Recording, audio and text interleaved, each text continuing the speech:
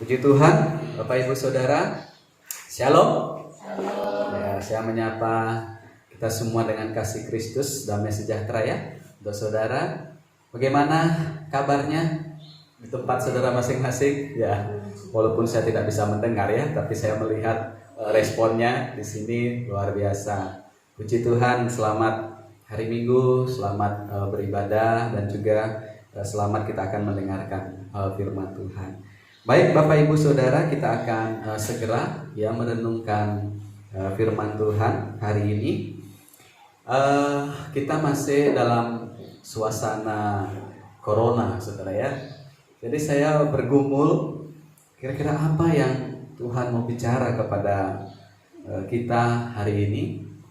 Saya teringat bahwa dalam situasi ini, kehidupan kita atau kita orang percaya, saudara, mesti ada sikap yang harus kita tunjukkan ya di dalam pengiringan kita kepada Tuhan.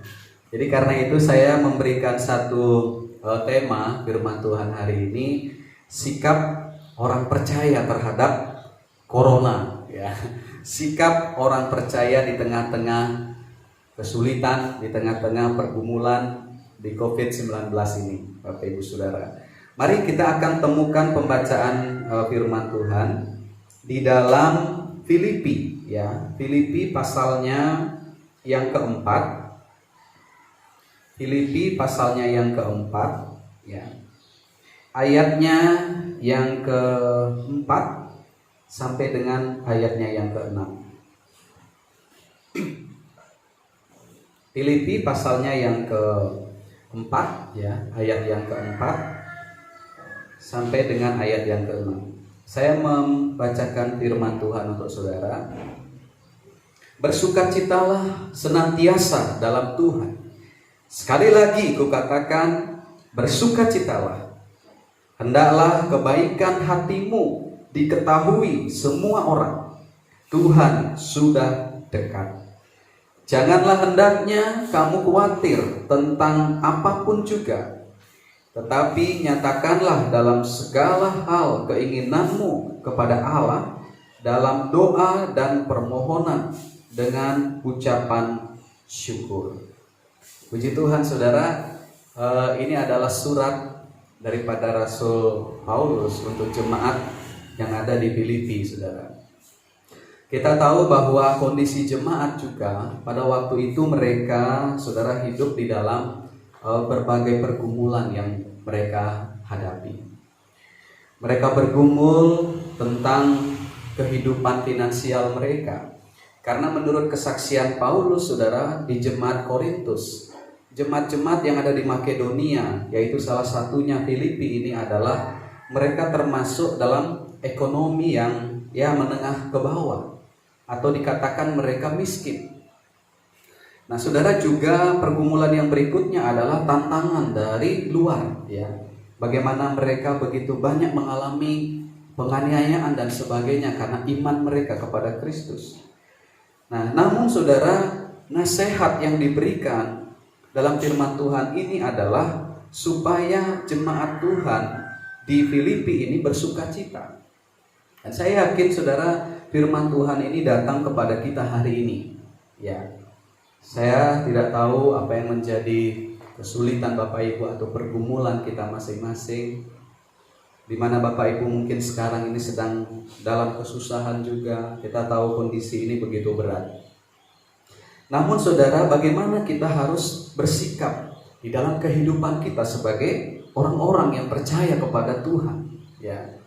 Nah saudara, sikap yang pertama yang Tuhan nasihatkan kepada kita adalah bersukacitalah senantiasa dalam Tuhan. Ini yang pertama saudara.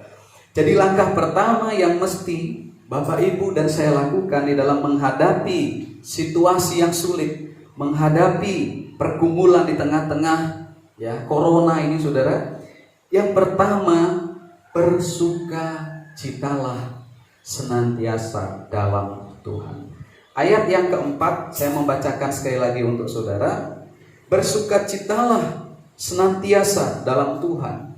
Sekali lagi kukatakan, bersukacitalah.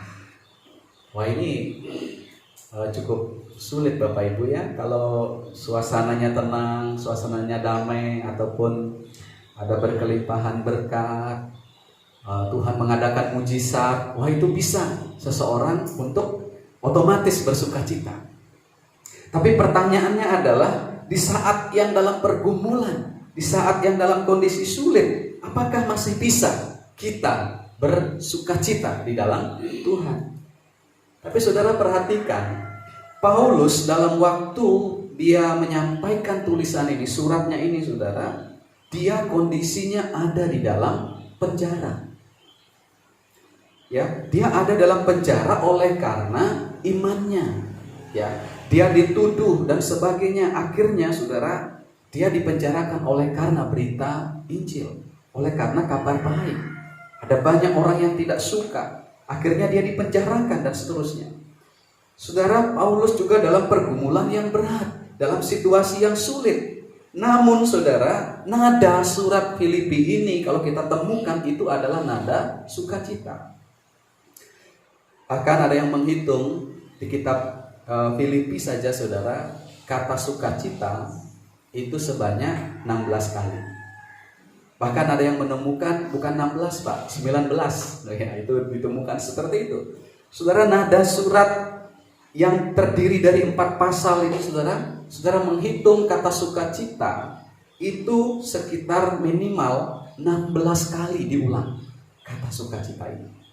Dalam situasi yang sulit, dalam pergumulan yang berat, dalam penjara, Paulus memiliki hati yang penuh dengan sukacita. Karena apa saudara? Karena ada Tuhan yang menyertai. Ada Tuhan di balik semua yang terjadi. Saudara, ada satu kesaksian dari seorang hamba Tuhan namanya Pak John Piper. Sekarang dia masih hidup, seorang hamba Tuhan yang sudah cukup umur, dan beliau menuliskan tentang antara virus dan Kristus, virus dan Kristus. Saudara, dia menyampaikan satu kesaksiannya waktu dokter mendiagnosa dia menderita kanker prostat, saudara. Dan dia hanya bertanya kepada Tuhan, Tuhan apa maksudmu di balik apa yang terjadi?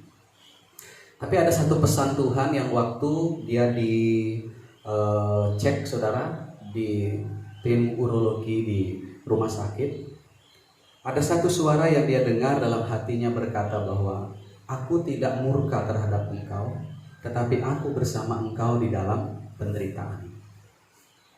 Dan itulah saudara, John Piper mengatakan dia benar-benar mulai menginjakkan kakinya di batu karang yang teguh. Siapa itu batu karang yang teguh? Itu adalah Kristus. Tuhan tidak pernah meninggalkan dan membiarkan kehidupan anak-anak Tuhan. Sehingga saudara, sukacita itu bukan terletak di dalam kondisi yang terjadi di sekeliling kita, namun sukacita itu diberikan oleh Tuhan ketika hati saudara berpaut sungguh-sungguh dengan Tuhan.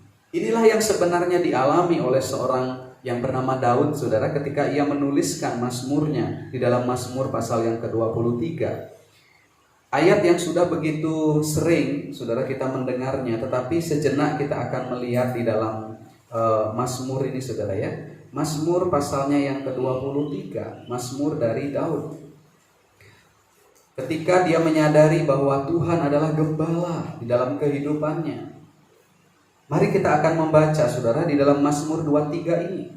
Tuhan adalah gembalaku, ya, takkan kekurangan aku. Ia memberikan aku di padang yang berrumput hijau. Ia membimbing aku ke air yang tenang. Ia menyegarkan jiwaku. Ia menuntun aku di jalan yang benar oleh karena namanya. Ayat 4, sekalipun aku berjalan dalam lembah kekelaman, aku tidak takut bahaya, sebab engkau besertaku. Dan seterusnya saudara. Menarik adalah sekalipun dikatakan ada dalam lembah kekelaman, aku tidak takut bahaya. Itu kata Daud. Karena apa? Jelas bahwa karena engkau besertaku. Jadi juga sama dengan nasihat Paulus, saudara, dikatakan bersukacitalah senantiasa dalam Tuhan.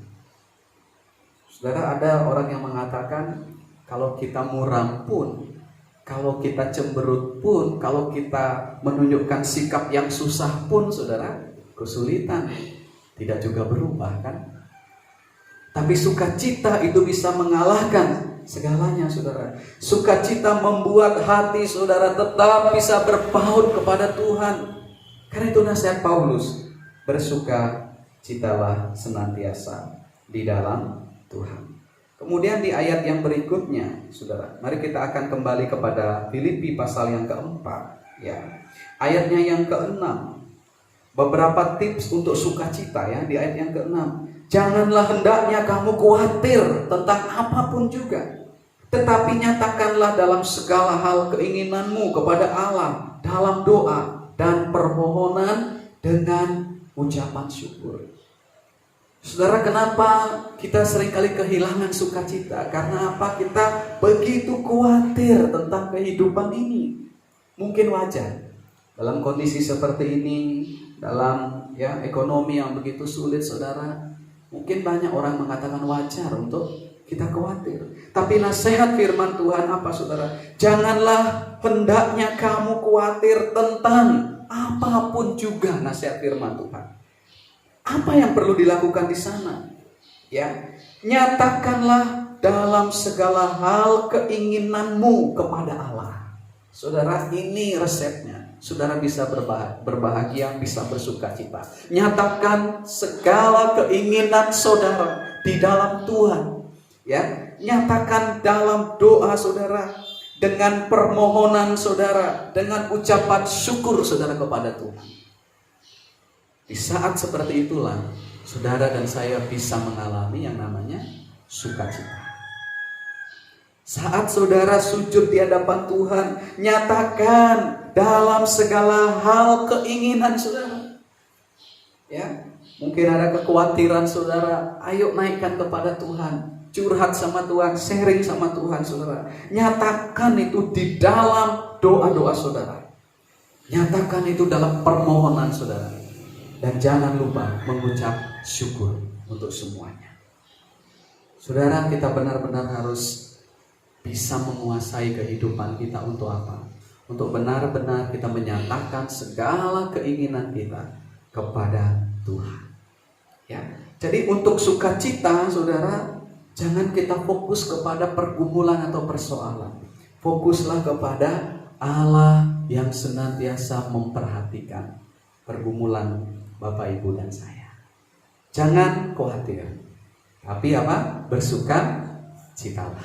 Ya, jangan khawatir, namun bersukacitalah. Saudara, saya membaca ada satu kisah pada zaman dulu, ya. Ada seorang bapak tua, saudara, yang cukup terkenal dengan kebijaksanaannya.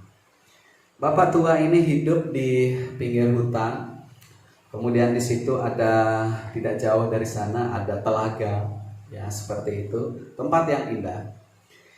Saudara, suatu saat bapak ini yang bijaksana ini kedatangan seorang tamu. Dan dia adalah seorang anak muda, tapi anak muda yang loyo, saudara, ya. Jadi dia datang dengan langkahnya yang sudah loyo, sepertinya ada banyak beban dalam kehidupannya. Kemudian saudara, dia masuk ke rumah bapak tua ini dan tidak berbasa-basi lagi, dia, saudara, sharing tentang apa yang dia alami.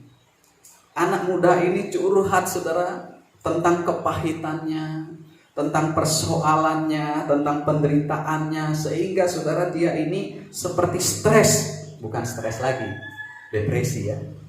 Hanya belum gila, ya, depresi berat. Saudara, akhirnya orang tua bapak yang bijaksana ini mengambil segenggam garam, ya.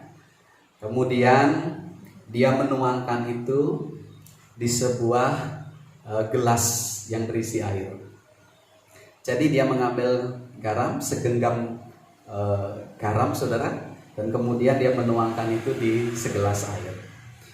Kemudian Ketika sudah diaduk, bapak tua ini mengatakan, "Nak, sekarang kamu minum air ini." Mungkin pemuda ini mengira jimat, saudaraku. Bisa minum itu langsung mungkin hilang ya masalahnya. Ternyata saudara, waktu dia minum air yang sudah teraduk dengan garam itu saudara, wah, dia kemudian tiba-tiba memuntahkan, dan karena begitu pahit rasanya. Kemudian dia mengatakan sama bapak yang bijaksana ini, "Pak tua, ini pahit sekali, saya tidak bisa meminum." Kemudian tidak berhenti sampai situ saudara. Bapak tua ini kemudian mengajak anak muda ini untuk jalan-jalan. Dan mereka berjalan berdampingan. Kemudian sampailah mereka di suatu tempat yang ada telaganya itu. Nah, saudara, waktu di pinggir telaga itu, nah bapak tua ini rupanya masih membawa ya segenggam garam itu. Kemudian dia mulai membuang atau menaburkan garam itu di telaga itu saudara. Telaga itu jernih, bersih, dan cukup luas. Kemudian dia menaburkan garam itu. Kemudian disuruhlah kembali anak muda ini, "Nah, sekarang kamu silahkan mencicipi air telaga ini yang sudah ditaburi oleh garam ini." Apa yang terjadi saudara? Waktu pemuda ini ya mencicipi air telaga itu yang sudah ditaburi garam itu saudara. Kemudian bapak tua ini tanya, "Apa yang sekarang kamu rasakan? Minum air telaga ini." Kemudian pemuda itu bilang, "Bapak tua, ini air telaganya rasanya segar, tidak pahit seperti waktu saya minum air garam yang di gelas itu." Kemudian saudara, bapak tua ini menepuk pundak daripada pemuda ini dan kemudian mengajak ke satu tempat rumput, dan kemudian mereka duduk di sana. Kemudian bapak tua ini mulai menasehati pemuda ini, "Nah, demikianlah kehidupan kita. Garam itu seperti pergumulan atau kepahitan hidup kita. Sementara gelas yang berisi air itu adalah wadah atau tempat itu berbicara mengenai hati kita atau respon kita. Sama juga dengan telaga itu adalah wadah atau respon kita.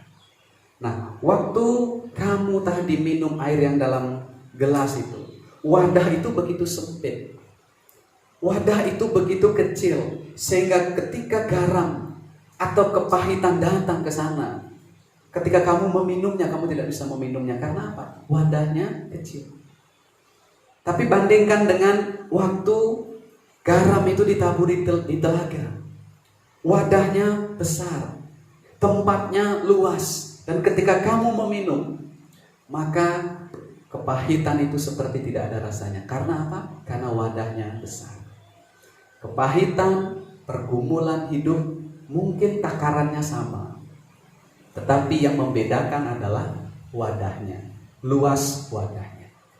Demikian juga bapak tua ini menasehati kepada anak muda ini, "Nah, lapangkanlah dadamu, luaskanlah hatimu untuk kamu menerima segala yang pahit.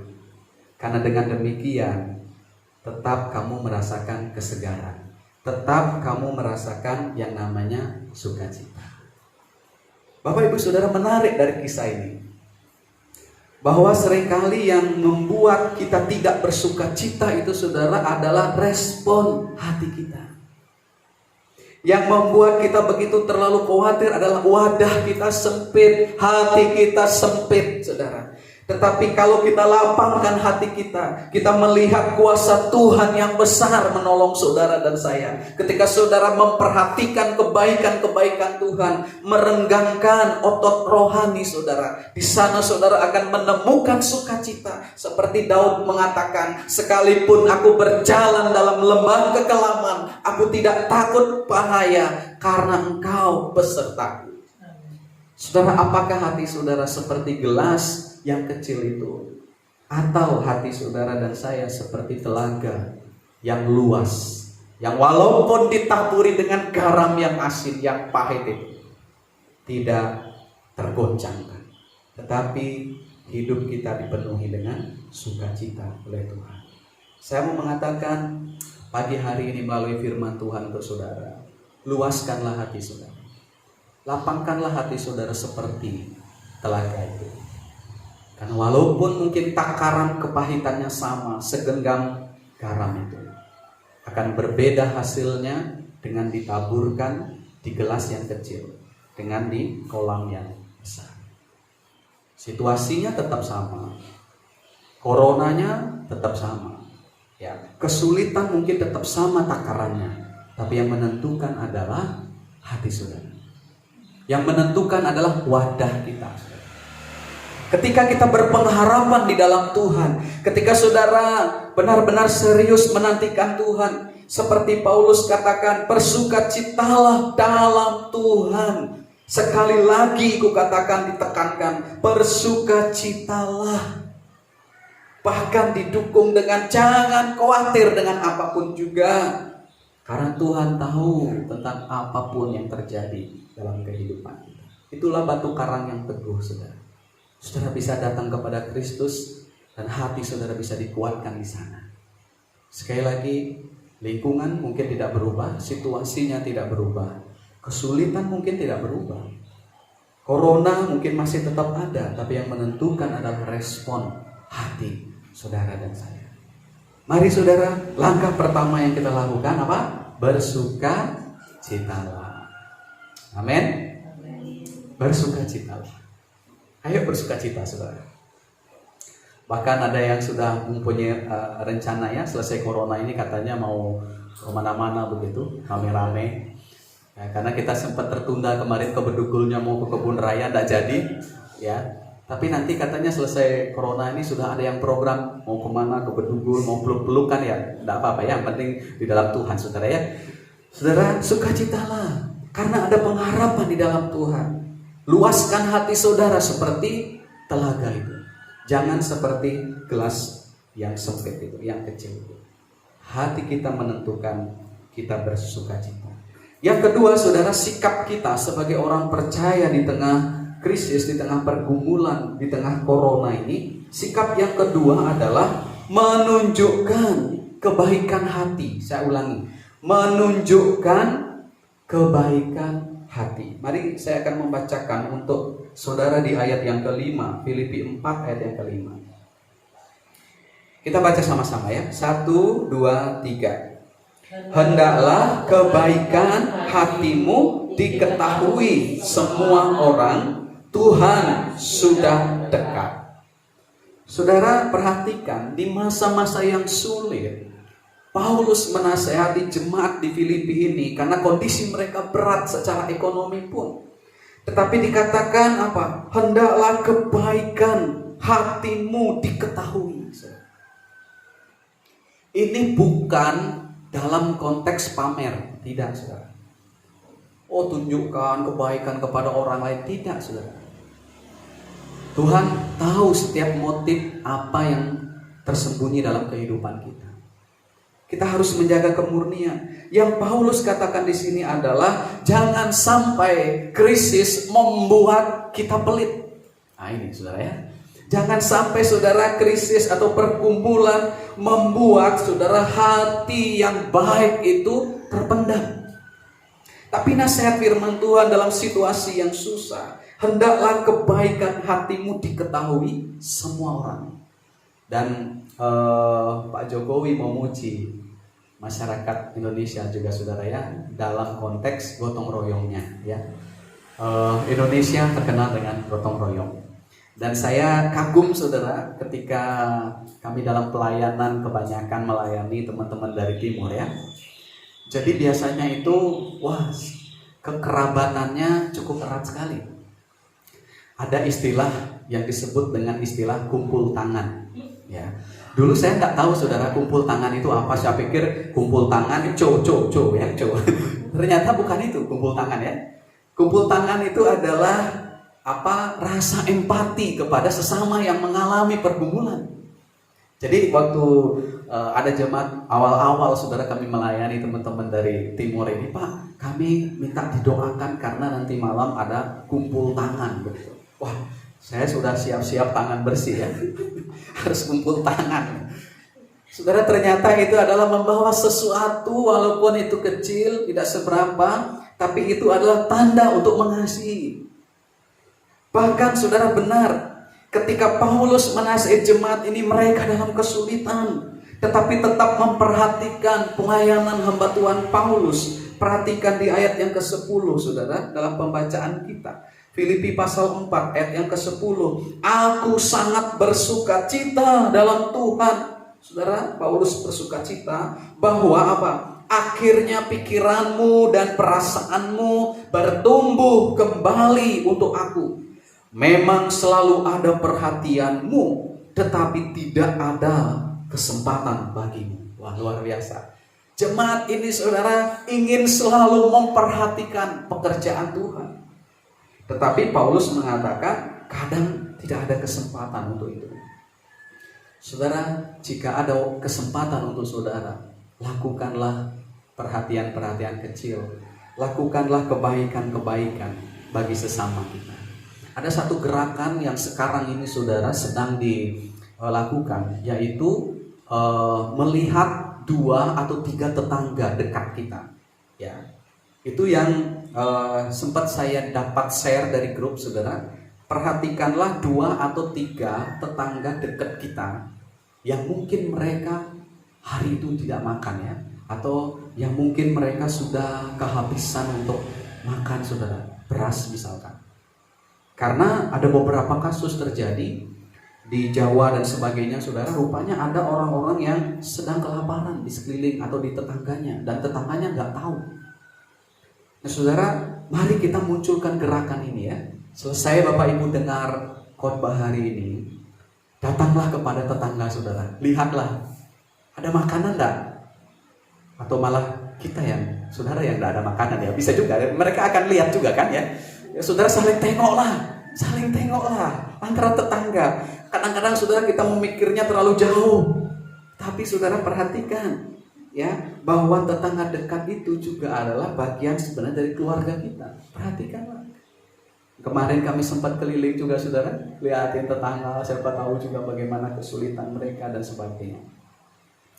Ada satu kesaksian bahwa ketika menabur seperti itu saudara, memberikan, bahwa tidak begitu lama Tuhan juga menolong orang ini untuk Tuhan lipat gandakan. Bukan berarti kita main judi, tidak saudara. Tapi janji Tuhan ketika menunjukkan kebaikan hati, maka kebaikan itu tidak akan jauh daripada orang itu. Ketika saudara menunjukkan kebaikan hati saudara, mungkin hal-hal yang kecil yang bisa kita lakukan saudara, lakukanlah. Perhatikan juga saudara di ayat yang berikutnya. Coba kita akan menemukan di ayat yang ke-14 ya. Ayat yang ke-14, Paulus mengatakan begini, namun baik juga perbuatanmu, bahwa kamu telah mengambil bagian dalam kesusahanku. Saudara, saat seseorang itu membutuhkan, saat itu saudara tepat menyalurkan berkat, maka mungkin bagi saudara itu tidak begitu berarti. Tapi bagi orang yang menerima itu saudara, itu sangat berarti bagi mereka. Mungkin bagi saudara menyalurkan sedikit itu tidak begitu penting, tetapi bagi orang yang menerima pemberian itu, mereka menganggap ini mujizat dari Tuhan, ini pertolongan Tuhan. Saudara, nasihat firman Tuhan di tengah kondisi krisis ataupun corona ini, tunjukkan kebaikan kita, saudara. Walaupun tidak begitu besar jumlahnya, bukan tentang jumlahnya, tetapi pemberian itu dikatakan menjadi persembahan yang harum di hadapan Tuhan. Itu yang Paulus katakan saudara kepada jemaat yang ada di Filipi ini, bahwa di ayat yang ke-18 itu saudara, kini aku telah menerima segala yang perlu daripadamu, malahan lebih daripada itu, aku berkelimpahan, karena aku telah menerima kirimanmu dari Epaphroditus.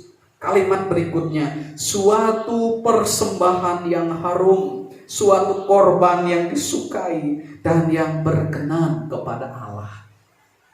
Pemberian yang kecil dari saudara, mungkin untuk tetangga atau untuk sahabat, untuk rekan, pemberian yang kecil bisa jadi itu menjadi satu persembahan yang harum di hadapan Tuhan. Jangan pernah meremehkan pemberian-pemberian yang kecil, karena siapa tahu itu menjadi persembahan yang harum. Siapa Epaphroditus, saudara? Ini adalah salah satu jemaat yang sakit-sakitan, saudara. Tetapi dia ini menjadi saluran berkat juga dalam kesederhanaannya. Melalui perantaraan Epaphroditus, jemaat memberi bantuan kepada Paulus. Artinya apa, saudara? Paulus tidak memandang Epaphroditus ini banyak kelemahannya, tetapi yang dia lihat adalah suatu persembahan yang harum, yang berkenan kepada Tuhan. Saudara, yang kedua, tunjukkan kebaikan hati saudara. Saya ingin mengajak saudara membaca dalam 2 Korintus pasal yang ke-8. 2 Korintus pasalnya yang ke-8. Mari kita membuka Alkitab kita. Dalam 2 Korintus pasal yang ke-8, ayatnya yang pertama saya bacakan. Saudara-saudara, kami hendak memberitakan kepada kamu tentang kasih karunia yang dianugerahkan kepada jemaat di Makedonia. Maksudnya jemaat Filipi, saudara. Selagi dicobai dengan berat dalam berbagai penderitaan, perhatikan. Dicobai dengan berat, saudara, dalam berbagai penderitaan. Dikatakan apa? Sukacita mereka meluap. Dan meskipun mereka sangat miskin, namun mereka kaya dalam kemurahan. Saudara, ketika Paulus dalam pelayanannya yang mungkin begitu banyak juga pergumulan yang dihadapi, ada sukacita yang muncul. Karena apa, saudara? Melihat jemaat begitu memperhatikan orang lain, begitu memperhatikan pekerjaan Tuhan dan menunjukkan kebaikan hati mereka. Saudara, dikatakan walaupun mereka sangat miskin, bukan miskin aja, saudara, sangat miskin, saudara. Tetapi hati mereka luas, mereka penuh dengan sukacita, bahkan mereka masih bisa menyisihkan sedikit untuk berbagi dengan sesama mereka. Itulah yang membuat Paulus bersukacita. Saudara, mari lakukan ini, saudara. Ya, saudara, lakukan ini. Kita menunjukkan kebaikan bagi sesama kita. Mungkin bukan hal yang besar. Wah, tidak. Kami terharu, saudara, ketika ada seorang jemaat yang mengalami kedukaan. Dia pulang kampung ke Nusa Penida, saudara. Jemaat kami ada yang meninggal orang tuanya, seperti itu. Dia pulang kampung, pulang dari sana, saudara, dalam situasi mungkin yang sulit juga dalam kehidupan mereka. Tiba-tiba ibu gembala di WhatsApp, Bunda, apakah mau jagung, kacang, ya, saudara, dan sebagainya. Wah, saudara, seolah-olah kita tidak percaya dengan itu. Karena apa? Karena kita tahu mereka juga dalam kesusahan. Tapi apa yang terjadi, saudara? Mereka membawa itu, ya, walaupun menurut kita ini kebetulan, tidak. Bagi kami tidak kebetulan, karena dalam situasi sulit begitu mereka membawa seperangkat, bukan alat sholat, ya, seperangkat makanan, saudara. Ada kacang, ada kedelai, ada jagung, ada minyak, ada ubi kayu, apalagi Bu, ya, macam-macam, saudara, dibawa gitu. Ada labu, labu juga, ya, saudara. Jadi menurut kita mungkin keluarga ini tidak mungkin bisa seperti itu menolong. Tetapi dalam kedukaan pun, dalam situasi yang sulit sekalipun, apa yang mereka miliki, mereka berusaha untuk membagikan, saudara. Itulah yang menimbulkan sukacita yang besar dalam kehidupan mereka juga, saudara. Tunjukkan kebaikan, saling membantu di masa pandemi ini, saudara. Ya, kunjungi tetangga saudara. Mungkin saudara tidak ada apapun. Apakah mungkin di sana ada satu piring nasi saja? Kalau kita melihat mungkin tetangga kita, mereka mungkin kelaparan hari itu. Dengan gerakan satu piring nasi untuk setiap keluarga bagi tetangganya, itu sesuatu yang luar biasa. Itu bisa membantu banyak orang, saudara. Ya, tunjukkan kebaikan dari hal-hal yang kecil. Walaupun miskin jemaat Makedonia, jemaat Filipi, tapi hati mereka kaya dalam kemurahan. mereka selalu dihiburkan oleh Tuhan tentang hal itu, saudara, tentang pemberian-pemberian itu. Yang terakhir, saudara, supaya tidak kelamaan ya. Yang terakhir, saudara, bagaimana sikap kita di tengah situasi corona ini. Yang ketiga adalah bersandar sepenuhnya kepada Tuhan. Ini poin pentingnya. Jadi yang pertama tadi bersukacita, saudara, di dalam Tuhan karena kita ada pengharapan, ada keyakinan tentang keberadaan Kristus dalam hidup kita, ya. Jangan khawatir, ya, bersukacita. Nah, kemudian yang kedua, tunjukkan kebaikan. Dan yang terakhir, yang ketiga ini adalah bersandar penuh kepada Tuhan. Mari kita melihat kembali dalam Filipi pasal yang keempat, saudara, di ayatnya yang ke-12. Ya, aku tahu apa itu kekurangan dan aku tahu apa itu kelimpahan. Dalam segala hal dan dalam segala perkara tidak ada sesuatu yang merupakan rahasia bagiku, baik dalam hal kenyang maupun dalam hal kelaparan, baik dalam hal kelimpahan maupun dalam hal kekurangan. Di ayat yang ke-11, kukatakan ini bukanlah karena kekurangan, sebab aku telah belajar mencukupkan diri dalam segala keadaan. Nada Paulus sebenarnya dia mau mengatakan, aku ini puas dengan Tuhan.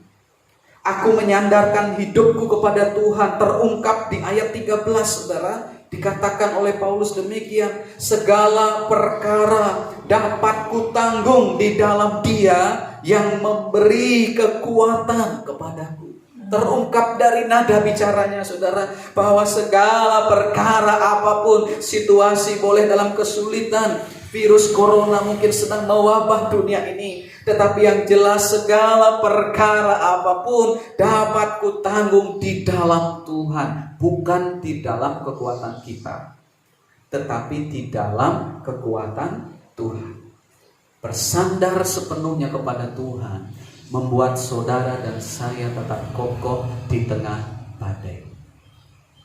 Bersandar sepenuhnya kepada Tuhan membuat saudara dan saya hati kita luas, wadah kita lebar untuk menghadapi setiap pergumulan dan kesulitan, sehingga tidak gampang kita mengalami kepahitan, mengalami sungut-sungut, saudara, tapi kita bisa bersyukur di tengah kesulitan, di tengah pergumulan makan minum, di tengah kesusahan dalam pekerjaan, bersandar penuh kepada Tuhan di dalam kehidupan saudara.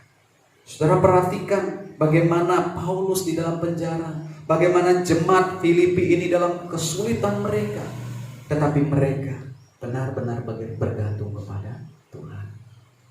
Saudara, yang membuat kami terharu di dalam kesaksian kemarin dalam pelayanan kami, saudara, ya, ada satu keluarga yang benar mengalami satu pergumulan ya dalam kehidupan mereka, dan secara materi, saudara, secara keuangan kami benar-benar tidak bisa membantu.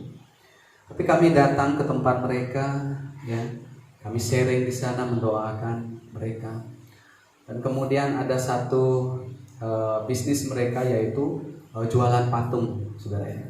Kemudian saya coba foto patung itu dan saya kirim kepada seorang teman yang saya tahu beliau adalah membuka galeri untuk patung dan kemudian menjual seperti itu. Dan akhirnya saya tidak komen banyak terhadap saya share patung itu, tapi kemudian ada respon yang baik. Dia mengatakan, apakah ini baru? Terus saya tanya kepada jemaat ini, baru Pak? Oh ya, itu baru ya. Dan kemudian akhirnya langsung, oh ya kalau begitu berapa dan sebagainya, negosiasi. Akhirnya kami langsung antar. Dia mengatakan, oh ya antar ke galeri saya ya. Akhirnya saya bilang sama bapak ini, Pak, siap, kita antar.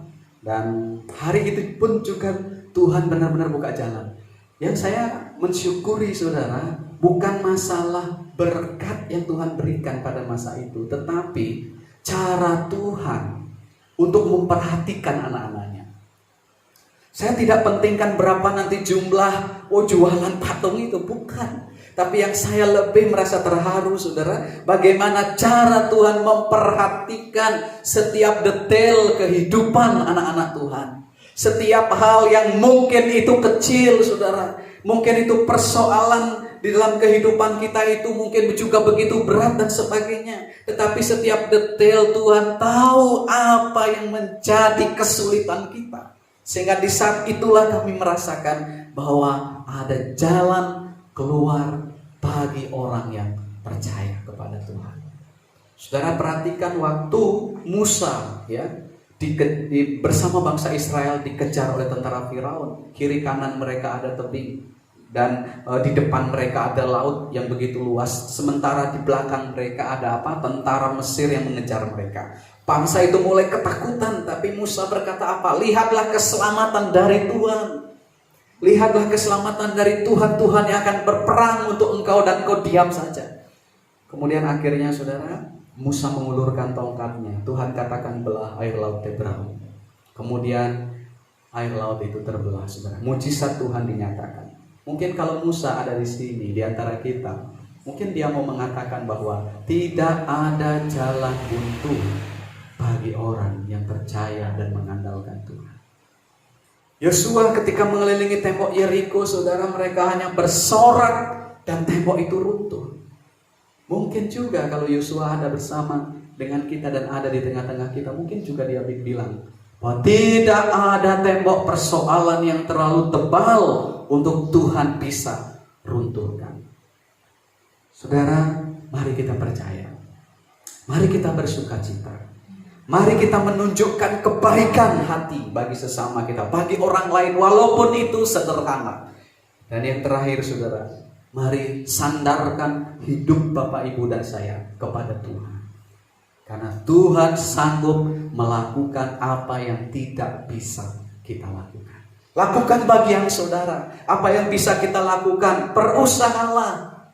Saya mendengar satu kalimat saudara, dan waktu kami sharing sama hamba Tuhan, ada satu bapak yang mengatakan bahwa manusia itu diciptakan untuk bisa bertahan hidup dalam situasi apapun. Di kutub utara cuaca yang begitu dingin, masih juga ada manusia yang bisa bertahan hidup.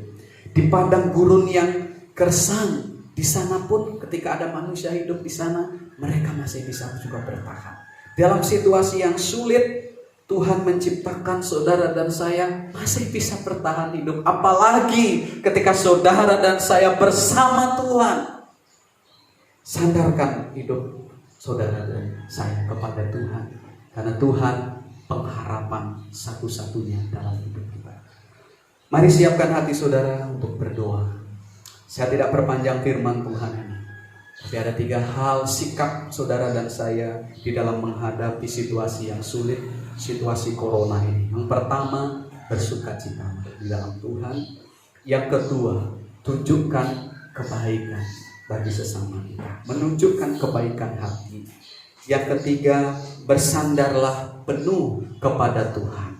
Bersandar dengan sungguh-sungguh, jangan mengandalkan logika kita, hitung-hitungan kita, tetapi percayakan hidup saudara kepada Tuhan. Lakukan bagian kita, berusaha, bekerja, kalau masih Tuhan izinkan untuk bekerja, lakukan yang terbaik, dan sisanya yang tidak bisa kita lakukan, kita serahkan ke dalam tangan Tuhan. Maka Tuhan di situ akan menyertai dan memberkati saudara. Kita persiapkan hati kita untuk berdoa. Mari kita berdoa. Bapa di surga, kami bersyukur untuk firman Tuhan. Hari ini menegur kami, mengajar kami dalam situasi yang sulit di tengah-tengah pandemi corona ini. Tuhan, tolong setiap jemaat-Mu untuk bersukacita di dalam Tuhan. Untuk sungguh-sungguh Bapa, jemaat-Mu tetap menunjukkan kebaikan. Mungkin bagi tetangga kami, mungkin bagi sekeliling kami, hal-hal kecil, sederhana yang kami bisa lakukan untuk menunjukkan kebaikan. Dengan cara itulah Tuhan justru memberkati kehidupan umat-Mu. Tuhan, tolong bagi setiap kami untuk bersandar penuh kepada Tuhan, tidak mengandalkan logika kami, tidak mengandalkan kepintaran, kecerdasan kami, tapi sungguh-sungguh bertekuk lutut di hadapan Tuhan, mengandalkan Tuhan di dalam seluruh kehidupan kami. Bersandar penuh kepada Tuhan. Karena meteraikan firman-Mu di hati kami, sebentar kami akan masuk dalam perjamuan kudus. Tuhan memberkati anak-anak-Mu Bapa. Siapkan hati pikiran kami. Engkau sudah mati bagi setiap dosa-dosa kami dan pelanggaran kami. Engkau juga yang hidup Tuhan, yang bangkit dari kematian untuk membebaskan setiap kutuk dosa. Karena itu hari ini kami mau mengenang kembali tentang anugerah yang luar biasa, anugerah yang istimewa untuk kami anak-anak-Mu Tuhan, di mana di salib itulah dosa kami diampuni, ditebus oleh darah-Mu. Terima kasih Tuhan, persiapkan seluruh kehidupan kami. Dalam nama Tuhan Yesus kami berdoa mengucap syukur. Haleluya. Amin.